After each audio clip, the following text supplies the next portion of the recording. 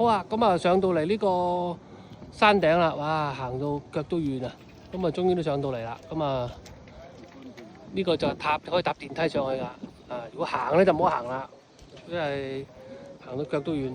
咁下邊咧就係紐倫堡嘅舊區啦。咁啊，好多嘢行㗎，你都要行4-5個鐘㗎。如果你真係認認真真咁樣，咁你又唔需要地圖㗎，咁你跟住嗰幾個點，一眼睇晒係點行。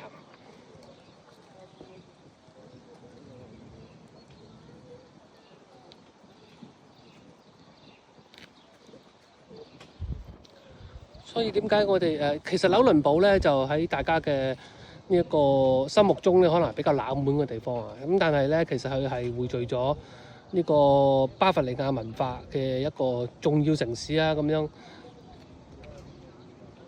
其實咧，佢最重要紐倫堡咧，我喺晏晝嘅時候我最想去嘅地方啦，晏晝我先至去嚇。